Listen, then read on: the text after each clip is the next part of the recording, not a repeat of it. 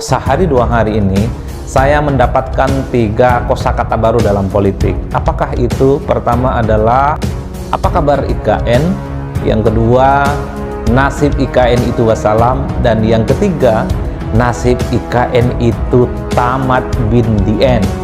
Itu adalah 3 kosakata yang belakangan ini selalu dimunculkan secara bersamaan, tentu sebagai bentuk respon dari sebuah pengakuan dari Menteri PU yang mengatakan bahwa anggaran untuk IKN itu diblokir oleh Kementerian Keuangan.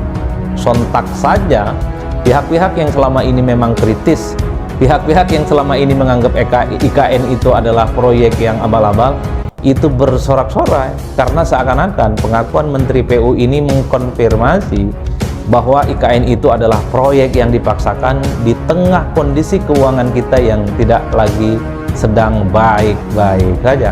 Nah, itulah yang saya kira menjadi perdebatan per hari ini cukup serius. Tidak wajar kemudian ketika ada pengakuan dari Menteri PU anggaran terkait dengan IKN itu diblokir. Pertama, tentu yang dicari itu siapa? Yang dicari itu adalah mantan Presiden Republik Indonesia, Pak Jokowi. Jadi Jokowi yang kemudian seakan-akan menjadi tertuduh, menjadi sosok yang paling banyak dipersoalkan dan dianggap sebagai biang kerok dari IKN, yang kemudian memang ini adalah proyek yang dinilai tidak melalui satu kajian yang cukup komprehensif dan cukup mendalam. Dan terbukti gara-gara IKN inilah kemudian anggaran kita itu kan babak belur. APBN kita seakan-akan compang-camping dan terbebani hanya sekedar untuk bagaimana Indonesia itu pindah ibu kotanya, tidak lagi di Jakarta tapi pindah ke Penajam Pasar di sana. Jadi itu yang menurut saya ini tentu tidak terlepas dari manuver politik Jokowi yang di akhir kekuasaan politiknya, yang dinilai sering cawe-cawe dalam urusan pemilu dan sering cawe-cawe dalam urusan pilpres. Jadi tak mengherankan ketika persoalan IKN bahwa anggarannya per hari ini itu diblokir, tentu sebagai konsekuensi dari efisiensi anggaran yang dilakukan oleh Prabowo. Itu yang paling banyak dibully, paling banyak dikritik adalah Pak Jokowi. Bahkan banyak sekali komentar-komentar netizen itu yang berdoa, mereka itu mengucapkan syukur karena anggaran IKN itu tidak lagi digelontorkan. Jikapun ada, kan pemangkasannya itu sampai 80%. Yang kita tahu tentu saja dari media, anggaran IKN untuk tahun 2025 itu kan kurang lebih sekitar 110 triliun. Tapi karena ada kebijakan efisiensi dipangkas 80%, maka anggaran IKN itu tidak sekuat dan tidak sehebat periode sebelumnya. Inilah yang kemudian menjadi tanda tanya. Lalu bagaimana nasib IKN ke depan?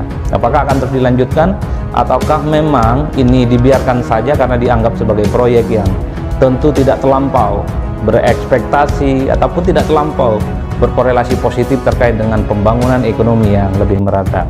Tapi kalau saya secara pribadi tentu masih berharap, karena ini sudah terkadung nasi sudah menjadi bubur. IKN terus dilanjutkan, tapi tentu harus ada kajian-kajian yang lebih mendalam apakah akan menjadi program prioritas ataupun tidak. Di tengah keuangan kita, di tengah anggaran kita yang babak belur, tentu saja IKN mungkin perlu dikoreksi yang tak lagi menjadi proyek strategis institusional. Karena kita tahu di era Prabowo sejak di presiden, begitu banyak program strategis nasional yang kemudian dievaluasi. Begitu banyak juga pembangunan infrastruktur yang juga dilakukan, yang kemudian itu dievaluasi dan tidak lagi dilanjutkan.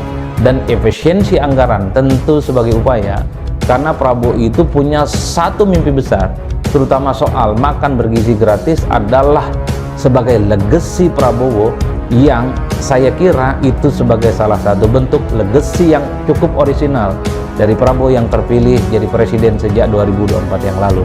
Tapi di seberang yang lain tentu banyak sekali kelompok-kelompok yang anti Jokowi, banyak sekali kelompok-kelompok yang selama ini cukup kritis dengan Jokowi, berharap Prabowo itu tidak melanjutkan IKN ini, karena kalau IKN ini tidak dilanjutkan, ini akan menjadi amunisi untuk terus menyalahkan Jokowi sebagai presiden dan sebagai pemimpin yang tidak pernah benar untuk membuat kebijakan-kebijakan strategis.